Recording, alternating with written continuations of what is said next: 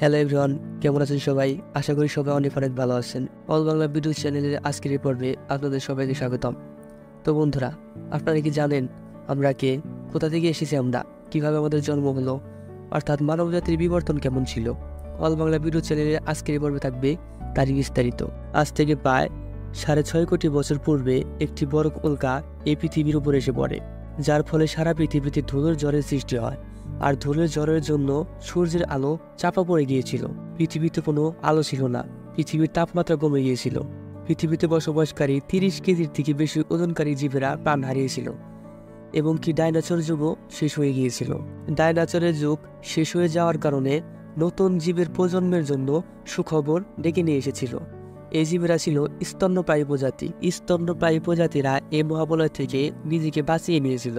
উল্কাপিণ্ডের কারণে পৃথিবীর তাপমাত্রা এতটাই বেড়ে গিয়েছিল যে প্রচণ্ড গরম থেকে বাঁচার জন্য স্তন্যপায়ী জীবেরা মাটির নিচে বসবাস করতে শুরু করে এবং বেঁচে থাকার জন্য এরা সবকিছু খাওয়া শুরু করে দিয়েছিল। এত বড় মহাপ্রলয় হয়ে যাওয়ার ফলেও পৃথিবী আবার পূর্বের অবস্থায় ফিরে আসছিল। মাটিতে আবার নতুন করে গাছপালা গজাতে শুরু করে এবং পৃথিবীতে যে 5% জীব বেঁচে ছিল তাদের শরীরে অ্যাডাপটিভ রেডিয়েশন প্রক্রিয়ার জন্য পৃথিবীর বুকে নতুন নতুন ভিন্ন প্রজাতির জীবের সৃষ্টি হওয়া শুরু করেছিল। পরবর্তীতে অলিগোচন এপক নামের যুগে প্রায় 5.5 কোটি বছর পূর্বে একটি নতুন প্রজাতির জীব পৃথিবীতে জন্ম নেয়। এরা দেখতে ঠিক বাদরের মতো ছিল। অলিগোচন এপক যুগের 3 কোটি বছর পূর্বে গ্লোবাল কুলিং হয়েছিল। সেই সময় পৃথিবীতে ঘাসের পরিমাণ বাড়তে শুরু করে এবং জঙ্গল কমতে শুরু করেছিল। তখন এমন একটি জীবের সৃষ্টি হয় যারা খোলা আকাশে বসবাস করতে ভালোবাসত। এর মধ্যে একে অন্যকে খাওয়ার মতো জীব সৃষ্টি হওয়া শুরু করে। 1 কোটি বছর পূর্বে পৃথিবীর এমন রূপে পরিণত হতে শুরু করে যে যেখানে বর্তমান আমরা বসবাস করছি। পৃথিবীর বায়ুমণ্ডল এবং পরিবেশ আজকের মতো হতে শুরু করেছিল। এছাড়াও পৃথিবীর সকল মহাদ্বীপ প্রায় এখনকার মতোই হয়ে গিয়েছিল। কিন্তু পরিস্থিতি আবারও পরিবর্তন হতে শুরু করে। 40 লক্ষ বছর পূর্বে পৃথিবীর টেকটনিক প্লেটে আবারও কম্পন শুরু হয় এবং আফ্রিকার পূর্ব দিকে এক নতুন পর্বতমালা সৃষ্টির প্রক্রিয়া শুরু হয়েছিল। এই পর্বতমালা ইস্ট আফ্রিকান রিফ্ট ভ্যালি নামে পরিচিত। এই পর্বতমালা সৃষ্টি হওয়ার ফলে এই এলাকায় ঘন সবুজ জঙ্গলের আবহাওয়া পুরোপুরি থেমে গিয়েছিল এবং সেই জন্য এখানকার জঙ্গলে বৃষ্টি হওয়া বন্ধ হয়ে গিয়েছিল। এই জঙ্গলে বাস করত দ্য গ্রেট এপ। এদেরকে বলা হয় মানব জাতির সব থেকে প্রাচীন পূর্বপুরুষ। আমাদের এই পূর্বপুরুষদের বলা হতো পিউরিলেথিকাস বা পিউরিলা।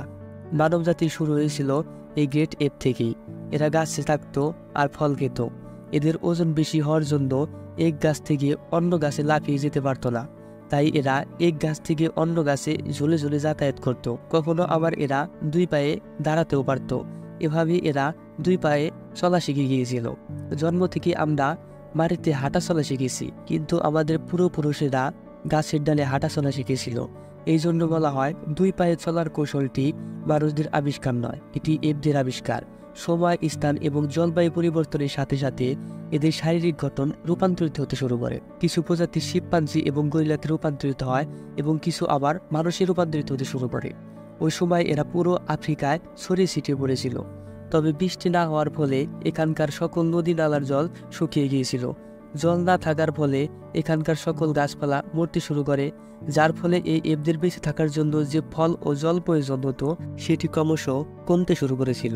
এর ফলে এরা গাছ থেকে মাটিতে নেমে পায়ে হেঁটে নিজের খাবার অনুসন্ধান করতে শুরু করেছিল। এদেরকে বলা হতো আর্ডিপ্যাথিক্যালেক্স রেমিটেস। এরাই হলো আমাদের পূর্বপুরুষ, যারা মানব ইতিহাসে সর্বপ্রথম মাটিতে পা রেখেছিল। আর এদের কারণে আজ আমরা চাঁদের মাটিতে পা রাখতে পেরেছি। এদের মস্তিষ্কটি কমলালেপের মতো ছিল এবং উচ্চতা ছিল প্রায় 4 ফুট। বহু বছরের বিবর্তনের মধ্য দিয়ে এরা 2 পায়ে চলা শিখেছিল। এরা বুঝেছিল 4 হাত পায়ে চলার থেকে 2 পায়ে হাঁটলে শরীরের শক্তি অনেক কম খরচ হয় এবং 2 পায়ে চলে খাবারও আরোহণ করা যায়। 2 পায়ে চলার জন্য এরা অনেক দূরের জিনিসও দেখতে পারত। সময়ের সাথে সাথে এদের শারীরিক বিবর্তনের প্রক্রিয়াটিও চলতে থাকে এবং আমাদের পূর্বপুরুষদের উন্নত হতে থাকে। 23 লক্ষ বছর পূর্বে আমাদের পূর্বপুরুষদের মস্তিষ্ক অনেক বড় আকারের হয়ে গিয়েছিল, যাদেরকে বলা হতো হোমো হ্যাবিলিস। এরাই সর্বপ্রথম পাথরকে হাতিয়ার হিসাবে ব্যবহার করা শুরু করে দিয়েছিল। পাথর ব্যবহার করতে করতে এরা যখন দেখলো পাথরখণ্ডের একদিক ধারালো হয়ে গেছে, তখন তারা সেটিকে হাতুড়ি রূপে ব্যবহার করতে শিখে গিয়েছিল। সময়ের সাথে সাথে তাদের সামনে বসবাসকারী অন্য জীবকে শিকার করতেও শিখে গিয়েছিল। এদের বলা হতো হোমো ইরেক্টাস, যারা অন্য জীবদের থেকে বেশি বুদ্ধিমান ছিল। এরাই সর্বপ্রথম আগুনের ব্যবহার শিখেছিল। আগুনের আবিষ্কার আমাদের পূর্বপুরুষদের সবচেয়ে বড় আবিষ্কার হিসেবে বিবেচিত করা হয়। আগুন তাদের শীতকালে গরম দিত এবং রাত্রিবেলায় আলো দিত এবং জঙ্গলের হিংস্র প্রাণীদের হাত থেকে তাদেরকেও রক্ষা করত। সুরক্ষা নিশ্চিত করে এরা পরিবার বানাতে শুরু করে এবং তারা আগুনে মাংস সেকে খাওয়া শুরু করে। আগুনে সেকা মাংস দাঁত দিয়ে চিবিয়ে খেলে শরীরের শক্তি কম খরচ হতো, তাই তারা এইভাবে সেকা মাংস খেতে থাকে। আর তাদের শরীরে বেঁচে দেওয়া শক্তি তাদের মস্তিষ্কের বিকাশে এবং বুদ্ধিতে খরচ হতে থাকে। 2 লক্ষ বছর পূর্বে আমাদের পূর্বপুরুষদের ল্যারিঞ্জ অর্থাৎ ষড়যন্ত্র গলার উপরের দিকে ছিল।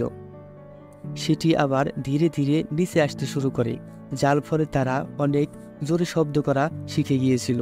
মূলত তারা এইভাবে শব্দ করে কথা বলতে পারছিল। মূলত এইভাবে তারা বিবর্তনের মাধ্যমে উন্নত হতে হতে এক প্রজন্ম থেকে অন্য প্রজন্মে তাদের শারীরিক বৈশিষ্ট্যগুলো সঞ্চারিত করতে শুরু করছিল। এদের থেকে আমাদের সৃষ্টি অর্থাৎ বর্তমান মানব প্রজাতি বা হোমো স্যাপিয়ান। 1 লক্ষ বছর পূর্বে মানুষ যে কোনো জায়গায় যেতে পারত। তাদের জন্য চলার জন্য পা ছিল এবং জীবন রক্ষা করার জন্য হাতিয়ারও ছিল। তারা আগুনকে সঠিক ব্যবহার করতে জানত, বেঁচে থাকার জন্য খাদ্য সন্ধানও খুঁজে নিতে পারত। তখন তারা নিজেদের পরিবারকে বড় করতে শিখে গিয়েছিল। পরবর্তীতে একবার টেকটনিক প্লেটের কম্পনের ফলে আফ্রিকান মহাদ্বীপ এশিয়া মহাদ্বীপের সাথে যুক্ত হয়ে গিয়েছিল। সমস্ত মহাদেশগুলো এর সাথে যুক্ত হয়ে যাওয়ার ফলে মানুষ পৃথিবীর এক প্রান্ত থেকে অন্য প্রান্তে ছড়িয়ে ছিটিয়ে যেতে থাকে। তারা সেই সব দুর্যোগ থেকে বেঁচে গিয়েছিল যেগুলো থেকে শুধুমাত্র বানর প্রজাতি অর্থাৎ মানব প্রজাতি ছাড়া আর কেউ বাঁচতে পারেনি। প্রায় 50,000 বছর পূর্বে আইস এজ শুরু হয়ে গিয়েছিল এবং সেটি উত্তর মেরু থেকে দক্ষিণ মেরুর দিকে এগোতে শুরু করেছিল। সেই সময় মানুষ চীন এবং অস্ট্রেলিয়ায় চলে গিয়েছিল। 30,000 বছর পূর্বে মানুষ প্রথম ইউরোপে পৌঁছে গিয়েছিল। তখন ওই এলাকায় বরফ যুগ বা আইস এজ বিরাজ করছিল। তখন মানুষ নিরাপদ বাসস্থান খুঁজতে খুঁজতে সাইবেরিয়ার উত্তর পূর্ব এলাকায় চলে গিয়েছিল। সেখানেও বরফের প্রকোপ মারাত্মক ছিল।